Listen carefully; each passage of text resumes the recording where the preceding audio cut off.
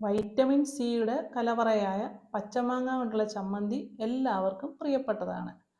അത് അരച്ചുടനെ തന്നെ നമ്മൾ ഉപയോഗിക്കണം.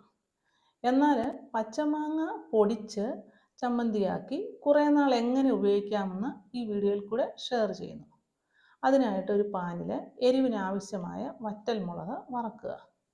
ഇത് ചെറുതായിട്ടൊന്ന് റോസ്റ്റായി വീഴുമ്പോൾ 2 ടീസ്പൂൺ ഉഴുന്നുപരിപ്പിട്ട് മൂപ്പിക്കണം.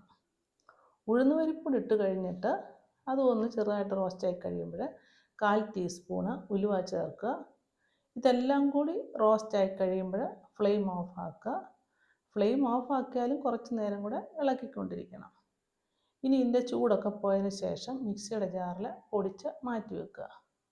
ഇവിടെ ഞാൻ 3 മാങ്ങ അരിഞ്ഞെടുത്തിട്ടുണ്ട്. മാങ്ങയുടെ കൂടെ ഇഞ്ചിയും 2 കപ്പ് തേങ്ങയും കൂടെ വേണം അരച്ചെടുക്കാനായിട്ട്. 2 ബാച്ചായിട്ടാണ് അരയ്ക്കുന്നത്. മിക്സിയുടെ ജാറിലേക്ക് കുറച്ച് മാങ്ങ ഇടുക.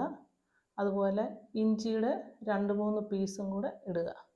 എന്നിട്ട് തേങ്ങയും കൂടെ ചേർത്തിട്ട് ഒന്ന് ക്രഷ് ചെയ്തെടുത്താൽ മതി. ഒത്തിരി പേസ്റ്റ് പോലൊന്നും അരയ്ക്കരുത്. ഈ ക്രഷ് ചെയ്ത കൂട്ട് ഒരു വലിയ പാനിലേക്ക് ഇടുക. ഇതിലേക്ക് ആവശ്യത്തിന് കറിവേപ്പിലയും ഇട്ടിട്ട് ഫ്ലെയിം ഓൺ ആക്കുക. മീഡിയം ഫ്ലെയിമിൽ ഇത് കുറച്ച് നേരം ഇളക്കണം. മീഡിയം ഫ്ലെയിമിലും ഹൈ ഫ്ലെയിമിലും അങ്ങനെ മാറി മാറി മാറ്റിക്കൊണ്ടിരിക്കണം. കാരണം ഇതിലെ വെള്ളമെല്ലാം വറ്റണം. വെള്ളം കുറച്ച് വറ്റാൻ തുടങ്ങുമ്പോൾ ഇതിലേക്ക് 6-7 ചെറിയ ഉള്ളി അരിഞ്ഞത് കൂടി ഇട്ട് ഇളക്കണം. മാങ്ങ സുലഭമായി കിട്ടുമെങ്കിൽ ഇങ്ങനെയും ഒരു വെറൈറ്റി ചമ്മന്തിപ്പൊടി ഉണ്ടാക്കി വെക്കുന്നത് നല്ലതാണ്. കുറച്ച് ഇളക്കിയതിന് ശേഷം ഇതിലേക്ക് 1/4 ടീസ്പൂണ് മഞ്ഞൾപ്പൊടി ചേർക്കുക. അതുപോലെ തന്നെ 2 ടീസ്പൂണ് മുളക് പൊടിയും കൂടെ ചേർക്കണം. വറ്റൽമുളക് കയ്യിലില്ലെങ്കിൽ മുളക് പൊടി കൂടുതൽ ചേർക്കണം.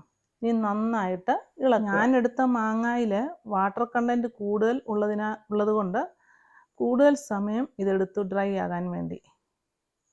ഇപ്പോൾ എല്ലാം ഡ്രൈ ആയിട്ട് വന്നിട്ടുണ്ട്. ഇനി ഇതിലേക്ക് 1/4 ടീസ്പൂണ് കായപ്പൊടി, അതുപോലെ ഇതിനാവശ്യമായ ഉപ്പ്, പിന്നെ നമ്മൾ നേരത്തെ പൊടിച്ചു വച്ചിരിക്കുന്ന ആ മുളകിൻ്റെ കൂട്ട്, ഇതെല്ലാം കൂടെ ചേർത്ത് വീണ്ടും നന്നായിട്ട് ഇളക്കണം.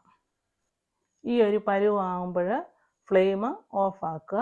എന്നിട്ട് ചൂട് പോയതിന് ശേഷം മിക്സിയുടെ ജാറിലിട്ട് ഒന്നുകൂടെ പൊടിച്ചെടുക്കുക. പൊടിച്ചെടുത്തത് വേറൊരു പാത്രത്തിലോട്ട് മാറ്റുക. ഇങ്ങനെ പച്ചമാങ്ങ കൊണ്ടുള്ള ചമ്മന്തിപ്പൊടി റെഡിയായി. ചോറിനും കഞ്ഞിക്കും പറ്റിയ ബെസ്റ്റ് സൈഡ് ഡിഷ്. വെറൈറ്റി ആഗ്രഹിക്കുന്നവർക്കുള്ള വെറൈറ്റി ചമ്മന്തിപ്പൊടി. ഒരു തുള്ളി എണ്ണ പോലും ചേർക്കാത്ത ഈ ചമ്മന്തിപ്പൊടി നിങ്ങൾക്ക് ഇഷ്ടമായെങ്കിൽ ലൈക്ക് ചെയ്യുക, ഷെയർ ചെയ്യുക, കമൻറ്റ് ചെയ്യുക.